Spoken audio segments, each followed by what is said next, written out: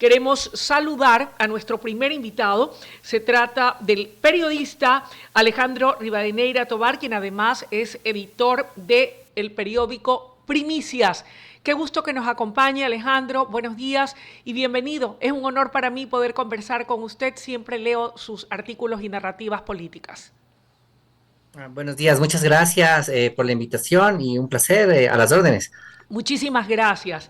Bueno, tengo algunos temas de carácter político que son su expertise en el análisis, pero quiero comenzar por este análisis político en el que usted, a través de una narrativa, señala lo que está ocurriendo al interior de la Revolución Ciudadana. Y en base a su conocimiento, a su investigación y a su análisis, quisiera comenzar preguntándole cuáles son, desde su óptica como periodista, las causas que han producido que la RC5 llegue al punto en donde se encuentra en estos momentos. Momentos que usted ha calificado como el cisma casi religioso que sufre el correísmo. Lo escucho, bienvenido. Bueno, muchas gracias. Bueno, yo creo que el problema que tiene ahora ese movimiento, que es el más importante de la oposición que tiene el Ecuador ahora, es primero el desgaste, ¿no?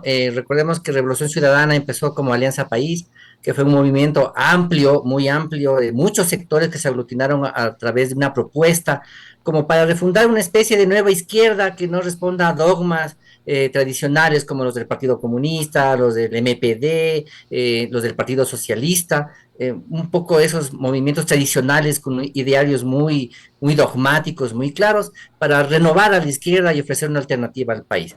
Y después de tantos años, de 20 años ya de ese movimiento, que ahora se convirtió en Revolución Ciudadana, por las cuestiones históricas que todos conocemos, resulta de que ya está desgastado, ¿no? Y que ha pasado de ser un movimiento muy amplio, con una gran base social, a un movimiento identificado con una persona en concreto, a tal punto de que ahora lo llamamos el correísmo. Hasta hace 10 años no se le llamaba correísmo a lo que hicieran los militantes de Revolución Ciudadana o de Alianza País. Se llamaba el progresismo, la izquierda, más o menos, ¿no? Ahora llamamos correísmo. Y eso ha generado un cisma. A ver, ¿qué somos? Se discute ya dentro de Revolución Ciudadana. ¿Somos progresistas o somos correístas?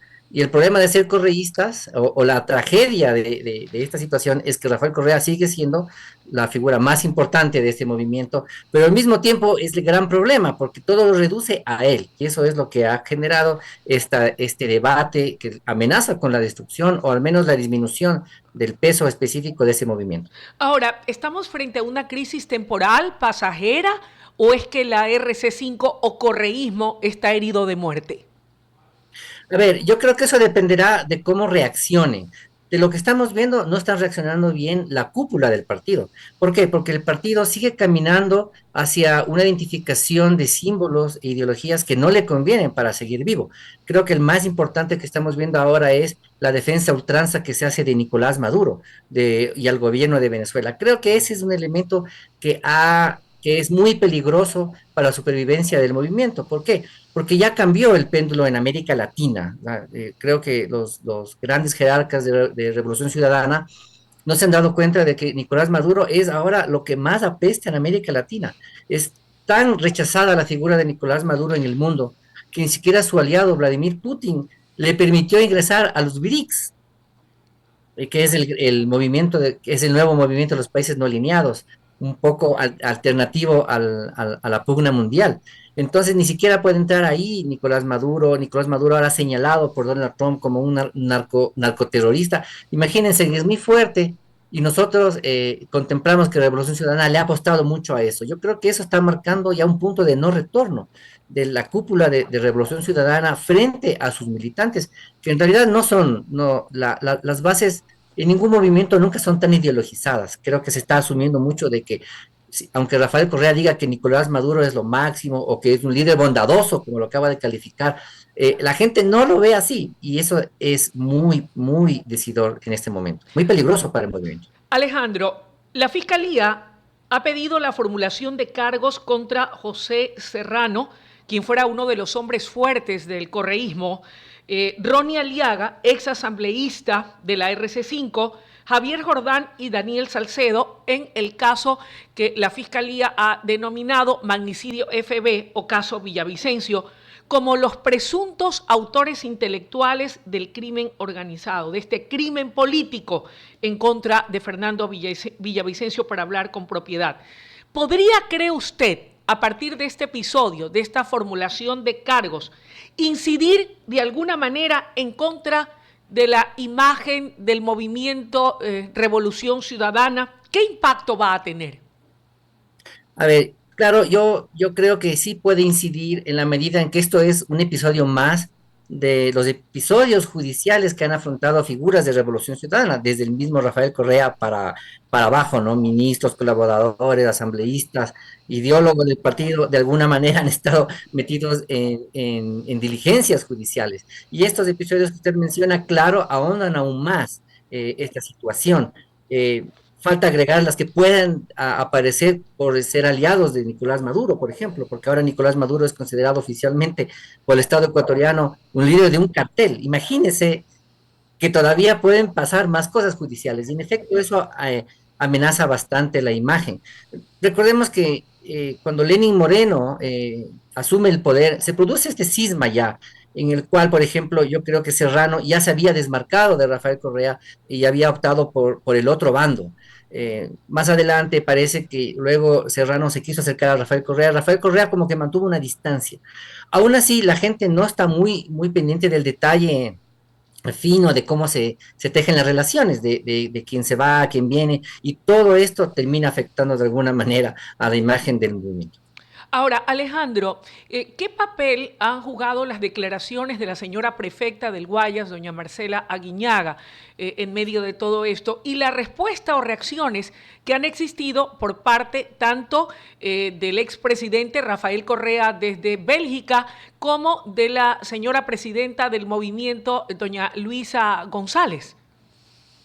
A ver, claro, lo que pasa con Marcela Guiñaga es muy decidor por un tema importante. Ella es una militante antigua del movimiento, ella está desde el inicio. Ella no llegó después, no se sumó en la campaña presidencial, y ella ha estado en la participación en realidad de los dos movimientos legales de ese país, por un lado, y luego de Revolución Ciudadana por el otro, y presidió Revolución Ciudadana, y es considerada una figura presidenciable. Entonces, por eso lo que ella ha expresado se entiende que refleja la opinión de muchos militantes del partido preocupados por esta radicalización, esta venezolanización de la postura de Revolución Ciudadana y de esta oposición quizás visceral que se ha intentado en contra de Rafael, perdón, de Daniel Noboa, sin entender el momento político latinoamericano y mundial del cambio de péndulo que ha habido. Entonces, claro, Aguiñaga refleja un poco esa preocupación y ese interés de decir, bueno, ¿qué somos? Hemos caído en la deidificación de una persona solamente, porque ya no tenemos comunicación con la cúpula del partido. Es como que si se hubieran convertido en una empresa electoral, que nunca fue la intención de Revolución Ciudadana y en su ideario no está. ¿Qué Aguiñaga ha repercusiones? dejado muy en claro que ella sigue siendo progresista de todos modos, ¿no? Ella no sería afín ideológicamente al gobierno, pero sí ha intentado manifestar que ella defiende una postura del ideario de Revolución Ciudadana, del cual se están desprendiendo porque está muy radicalizada la oposición que es la orden que ha mandado Rafael Correa, al parecer. Ahora, ¿qué repercusiones podría tener o podrían tener estas incidencias, estas diferencias, estas divergencias al interno de la Revolución Ciudadana de cara a lo que serán las elecciones seccionales? Habida cuenta de que la RC5 cuenta aún con figuras, si se quiere, representativas del partido, del movimiento, que ocupan prefecturas y municipios. Sí, claro, bueno, en efecto usted tiene toda la razón, así que lo que más probable es que Revolución Ciudadana intente lanzar a la reelección a esas figuras que ya están en sus puestos. Claro, ahora vamos a matizar un poco. Marcela Guiñaga va a ser la candidata a la reelección de la prefectura del Guayas por Revolución Ciudadana. Y yo entendería que sí, pero ya suena un poco interesante la polémica que se va a armar adentro. Pavel Muñoz debería ser, lógicamente, candidato a la reelección en Quito, pero está atravesando un proceso de revocatoria del mandato que le ha afectado mucho a su imagen. Aquiles Álvarez atraviesa un proceso judicial que a lo mejor si se llega a extremar, podría descalificarlo como candidato por la vía judicial. Entonces, yo creo que ahí hay también hay que ver cómo puede Revolución Ciudadana a potenciar sus principales figuras. Paola Pavón es una excepción porque ella ya no puede ser reelegida perfecta. A lo mejor ella intenta buscar la alcaldía de Quito, tomando en cuenta que Pavel Muñoz no va a poder, podría no poder, si se llega a la última instancia de su problema de revocatoria del mandato, o a lo mejor Paola Pavón también intenta ya desarrollar sus ambiciones de ser candidata presidencial. Este año va a ser clave, ¿no? Luisa González está desarrollando una carnetización, un proceso de volver a aglutinar a militantes para ver con quiénes cuentan realmente y ahí sí definir las candidaturas. Pero yo creo que buscar la reelección de alcaldes y prefectos que sí puedan postularse por ley va a ser la primera gran estrategia. Ahora, Alejandro, frente a lo que fueron las declaraciones de la prefecta del Guayas, ¿cómo ha visto usted, analizando las líneas discursivas tanto del expresidente Rafael Correa como de la señora Luisa González? ¿Usted cree que en medio de esta crisis que sufre la RC5, podrían estas líneas discursivas, estos mensajes de ambos personajes, abonar a la unidad del partido o más bien van a terminar de erosionar lo que de momento existe como una crisis interna? Ya, bueno, yo creo que Rafael Correa ha sido absolutamente cauto y respetuoso en cuanto a la figura de Marcela Guiñaga. Y Luisa González ha sido muy fuerte y determinante en reafirmar que la conducción de ella es la conducción correcta del partido, ¿no? Y quizás lo que podría pasar es que Marcela Guiñaga, si no logra un gran respaldo dentro del movimiento, ella debería dejar el partido e intentar ser ya una líder por su cuenta de otro movimiento.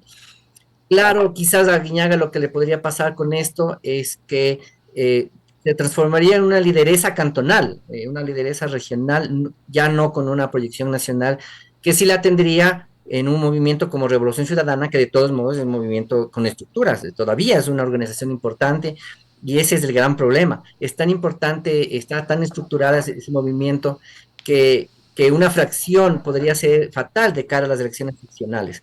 Y además pensando en el mediano plazo, en 4 años otra vez hay que buscar el presidente, Daniel Noboa va a estar muy consolidado para buscar la reelección, puede buscarla. Entonces, yo creo que lo que usted dice es cierto, quizás la radicalización de posiciones públicas pueda afectar a la unidad del partido y terminen perdiendo algunas figuras. No obstante, Rafael Correa sigue siendo muy determinante. No ha aparecido nadie que pueda decirle, Rafael, ya tienes 61 años, tienes 20 años de hegemonía en el partido, ya nos llaman correístas por tu enorme influencia. Quizás sea el momento de convertirnos en un partido en el cual las instituciones deben permanecer más que las personas y tú ser un asesor, un ideólogo, pero ya no tan fuerte y dejar que otras personas jóvenes lleguen. Quizás un error fue que Rafael Correa haya aceptado sugerencias para nombrar a ciertos candidatos a la Asamblea que a la final han terminado virándose. ¿Por qué? Porque no son afines a la ideología del partido, simplemente se los puso porque a lo mejor son buenos TikTokers, tienen muchos seguidores o son personas interesantes que aglutinan algún gremio, ¿no? ¿Y podrá seguir entonces esto ser la pauta para que continúe desgranándose la RC5 en el seno de la Asamblea? ¿Cómo ve esa oposición? A ver, yo creo que sí va a haber un desgranamiento, todo indica de que van a salir personas. No va a ser tan grave como el cisma que pasó con Lenín Moreno eh, y Rafael Correa cuando Lenín Moreno fue presidente. Tomemos en cuenta de que Lenín Moreno a la final, él quería fundar un partido. Este fenómeno es interesante porque Lenín Moreno quiso fundar un partido, pero a última hora se arrepintió y él se quedó con el Alianza País y todos los seguidores de Rafael Correa terminaron saliéndose del partido y crearon otro que ahora se llama Revolución Ciudadana. Y Alianza País terminó desapareciendo. Y el heredero de Alianza País, chistosamente, paradójicamente, es el que lanzó la primera candidatura presidencial de Daniel Noboa. Seguimos siendo un país pequeño, seguimos siendo un país en el cual todos nos relacionamos de alguna manera y por eso radicalizar la oposición o radicalizar las posiciones incluso entre coidiarios es como que muy peligroso, destruye las organizaciones. Yo creo que se deberá analizarse muy bien si Revolución Ciudadana llega a desgranarse al nivel de lo que vimos cuando Lenín Moreno llegó a la presidencia. No creo que sea tanto, porque yo creo que a la final se va a imponer la mano dura, la visión dura de Rafael Correa sobre cómo debe ser el movimiento. Ahora, claro, veamos si judicialmente logran llegar hasta 2 años después intactos, porque como usted señaló, hay muchos procesos judiciales y van a venir más. Alejandro, para noviembre, decía su nota periodística, usted había conseguido ese dato, está previsto lo que será la reunión del partido, una especie de cónclave o, nacional del partido, y va a ser precisamente en ese espacio en donde muy probablemente se busquen limar las asperezas. ¿Usted cree que a partir de esa fecha, como están las cosas, pueda salir humo blanco de esa reunión? ¿De qué va a depender que la RC5 encuentre su norte y su rumbo? A ver, yo creo que va a depender de dos cosas. La primera, de las encuestas internas que ellos hagan, para ver qué figuras sí tienen respaldo y cuáles figuras no tienen respaldo. Y luego también dependerá de los cabildeos internos. Veamos las personas que piden una moderación del lenguaje de Revolución Ciudadana y que ya sea más un movimiento de oposición, como se le llama ahora, propositiva, un movimiento que no critique por criticar, que no ideologice y no fomente la polarización en el país, contra el otro bando que pide algo más duro, seguir firmes en las posiciones de no cederle nada al gobierno. Si el gobierno dice blanco, vamos a decir negro, ¿no? Yo creo que dependerá mucho de cómo se muevan a la interna estos dos bandos. Yo creo que va ganando de todos modos el bando de Rafael Correa y Luisa González. Siguen teniendo más apoyo en cuanto a la estructura. Y además ella, como es presidenta del partido, se puede mover nacionalmente. Marcela Guiñaga no puede moverse nacionalmente porque a la final también es autoridad, es perfecta y tiene una obligación con sus mandantes de gobernarlo. Entonces yo creo que va a pasar un cisma, no será tan grave quizás en cuanto a volumen de personas, pero le va a dejar resquebrajada de cara a las elecciones seccionales. Alejandro, ¿usted cree entonces que la permanencia de doña Luisa González en la presidencia del movimiento finalmente va a poder contribuir a limar las asperezas o de cara a buscar aquello, más bien sería importante pensar en un relevo? Bueno, yo creo que como está el movimiento ahora, de las señales que todos hemos visto, es importante un relevo ya, porque Luisa González ya ha demostrado que no puede controlar al movimiento ahora. Ya las candidaturas presidenciales de ella le han costado, le han minado bastante la imagen, la fuerza y han afectado mucho su reputación. No reconocer la derrota electoral y apostar por una teoría extraña de una tinta que baila y mantenerla hasta ahora le ha costado bastante credibilidad en cuanto a los militantes. Yo creo que una salida sería que Rafael Correa pueda apostar por una persona de su extrema confianza, que ese es un tema también diferente, ¿no? Como Rafael Correa ya no confía en muchos militantes de su propio partido, para oxigenar un poco la dirección interna y ya no estar determinados en Luisa González, que quizás ya ha cumplido su ciclo como dirigente nacional. ¿Y cuál debiera ser en ese entorno y frente a esa reflexión que usted hace la postura a partir de ahora en adelante del expresidente Rafael Correa en virtud de la urgencia de impedir que la RC5 pase de una crisis interna a una desaparición? Bueno, yo creo que Rafael Correa sí debe estar pensando en que quizás tiene muchas de sus figuras fuera del país y que ya es el momento en el cual él, si él no quiere evitar la desbandada de gente, pues que encuentre figuras que puedan reconstituir al movimiento dentro del país. Es la única alternativa que le queda, porque si no va a seguir radicalizando su discurso y él mismo ha lanzado una frase preocupante: preferimos ser pocos a traicionar nuestros principios, pero esos pocos no pueden sostener una estructura peor en Ecuador. Peor si esos pocos, si se está refiriendo a los exiliados que tiene, autoexiliados que tiene en el exterior, no pueden ser tantos, ¿no? Yo recuerdo mucho un ejemplo desde el fútbol, si quiere, para ilustrar un poco mejor. Isidro Romero, la presidencia que hizo desde España no fue la misma que hizo desde el Ecuador de Barcelona. O sea, el Barcelona fue más exitoso con él dentro que él con fuera. Y ya Rafael Correa tiene muchos años en el exilio y ya no puede controlar el partido como antes. Entonces, él debe ya reflexionar un poco sobre su papel dentro del partido. Alejandro, un poco para aprovechar estos últimos 5 minutos, su lectura respecto de estos 3 meses de la Asamblea en general, en donde obviamente el partido con mayor fuerza es sin duda el bloque del oficialismo. ¿Cómo ha visto su desenvolvimiento dentro de la Asamblea, tanto en producción y legislación como en materia de fiscalización? A ver, yo creo que la Asamblea todavía es un campo de batalla de los dos principales movimientos del país. Entonces, quizás es muy pronto exigir demasiada fiscalización, tomando en cuenta que el mismo bloque de gobierno controla los procesos de fiscalización. Prácticamente los pocos intentos que ha tenido la oposición de querer fiscalizar no prosperan porque ADN tiene la mayoría y ADN quiere llevar adelante la fiscalización. Entonces, en 3 meses quizás no se puede vislumbrar todavía qué tan efectivo puede ser esta situación. Se ve claramente que ADN ya domina el panorama institucional del país, no solo la Asamblea Nacional. Entonces, eso como que le da un margen de maniobra de acción al gobierno para implantar su plan. Eso aparte podría ser positiva. La negativa es que, claro, como no hay un contrapeso, puede haber excesos que no alerten de ciertos errores que se puedan cometer y cuando ya queden cometidos e instaurados sea muy tarde regresar, ¿no? Yo creo que sigue siendo la Asamblea un escenario de batalla en la cual la Revolución Ciudadana intenta dar una pelea, pero cada vez luce más desigual, más derrotada, y eso también contribuye a su imagen de cara a la Convención Nacional de noviembre. Ahora, Alejandro, recordemos que la actual Asamblea está conformada en su mayoría por sangre nueva.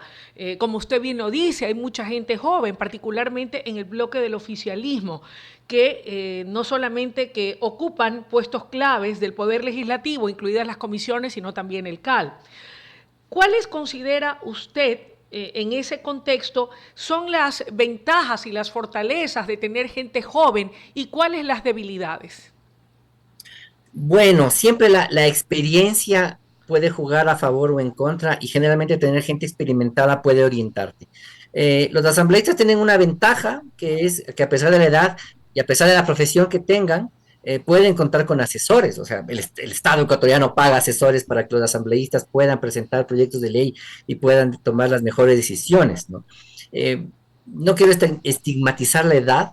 eh, Siempre es saludable mezclar experiencia con juventud, con nuevas ideas, formación política. Quizás hay un par de personas muy jóvenes, pero cuando uno es muy joven o no tiene experiencia, tiene la obligación de asesorarse.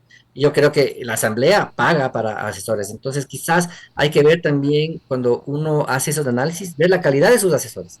Y eso no se ha difundido todavía, qué tipo de asesores tenemos. Ahora la asamblea ha entrado en un proceso de ya no permitir parientes, lo cual está muy bien, ya eliminar el nepotismo de la asamblea puede ayudar a que contemos con asesores profesionales calificados para que los asambleístas hagan mejor su trabajo.